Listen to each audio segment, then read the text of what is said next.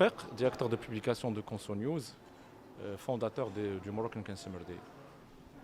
Aujourd'hui, on se retrouve dans le cadre de la 4e édition du Moroccan Consumer Day, qui est une plateforme d'échange et de dialogue entre les différentes parties prenantes concernées par la question de la consommation en général, des droits des consommateurs et aussi des droits des citoyens, les droits économiques notamment.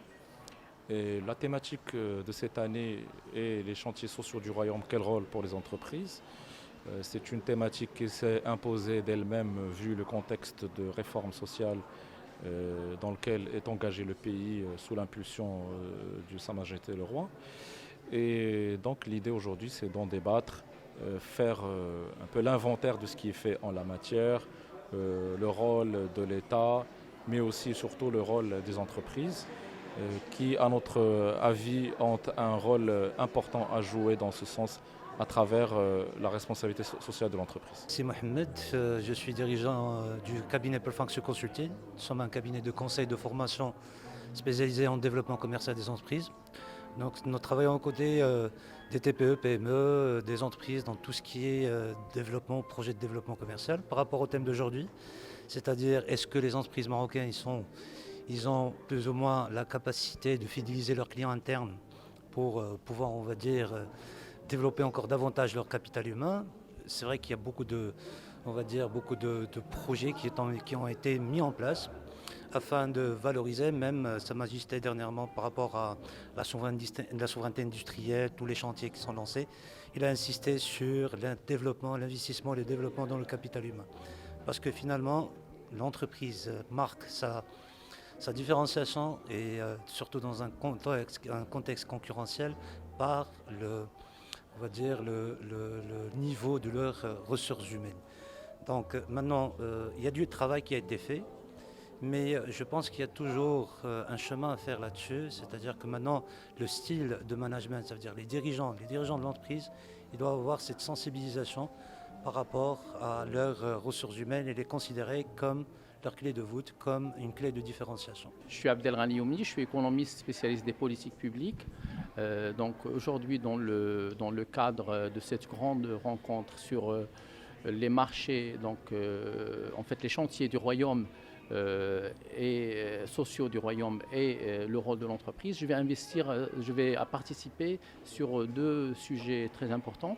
Le premier, c'est la relation investissement public, investissement privé et le financement de la protection sociale. Et le deuxième est aussi le rôle de la régionalisation de la valeur ajoutée de l'économie sur la protection sociale. Alors le but, c'est de dire tout simplement qu'on ne peut pas financer la protection sociale par l'impôt, mais par la valeur ajoutée, par les contributions des salariés. Il faut ramener plus de personnes sur le marché formel de l'emploi et aussi il faut que les entreprises jouent le rôle de contributeurs à la protection sociale via les cotisations. Aujourd'hui, notre métier consiste à récolter des souscriptions de la part de différents clients, que ce soit des personnes physiques ou morales, afin d'investir pour leur compte et de générer de la performance.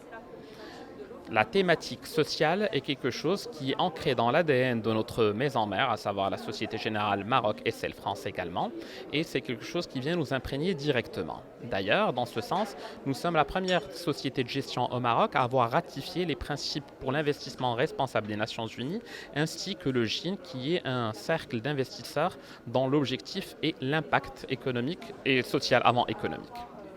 D'ailleurs, dans ce sens, nous avons établi et mis en place un fonds d'investissement, une nouveauté, si j'ose dire, qui s'appelle SG Social Impact Fund, un fonds à thématique noble puisqu'il s'agira de récolter des fonds de la part de personnes philanthropes dans l'âme et qui voudraient y souscrire.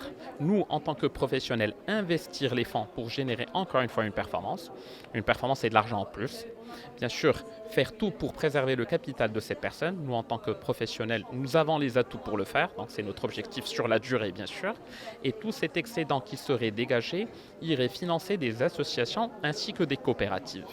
Les droits de leurs employés. Ça, c'est une question qui est personnelle. Dans la réponse serait personnelle en tout cas. Je pense que oui, nous avons une volonté, nous avons une nécessité et surtout que nous avons un tissu économique constitué d'entreprises dont les dirigeants sont bien avertis, bien aguerris et savent très bien qu'aujourd'hui, pour percer, pour persévérer et générer une rentabilité pérenne dans le temps, il faut accorder de l'importance à tout ce qui est social, c'est-à-dire le fonctionnement au sein d'une société, l'équité, la transparence, les droits, mais aussi assurer une bonne gouvernance. Donc ça, c'est des nécessités qui doivent être implémentées dès aujourd'hui pour une rentabilité des entreprises et un monde meilleur pour demain. Donc je suis là aujourd'hui pour l'événement Moroccan Consumer Day 2023 pour présenter l'expérience de l'IDEC dans la gestion du projet INDH. En fait, INDH, c'est une initiative nationale de développement humain qui a été lancée par Sa Majesté en 2005 et depuis l'IDEC a participé à ce programme en tant que maître d'ouvrage, c'est-à-dire c'est nous qui faisons les travaux accompagnant les bénéficiaires sur le terrain. Donc à date d'aujourd'hui, on est à peu près à 65 000 foyers qui sont raccordés à l'eau individuellement, c'est-à-dire chaque bénéficiaire éligible à ce programme, il a un compteur chez lui. Contrairement à avant, ils partent à la borne fontaine pour puiser l'eau, ou bien ils se déplacent à des kilomètres pour aller chercher l'eau. Là, en ce moment, ils ont l'accès à l'eau chez eux, donc ça leur facilite la vie. Les filles sont plus aptes à aller à l'école, faire la scolarité, et le développement du quartier, bien sûr, il s'améliore au fur et à mesure que l'eau. La région sur laquelle on intervient, c'est le Grand Casablanca, donc Casablanca Centre. Il y a Mohamedia, Mansouria, les provinces de Nouassel, les provinces de Mediouna.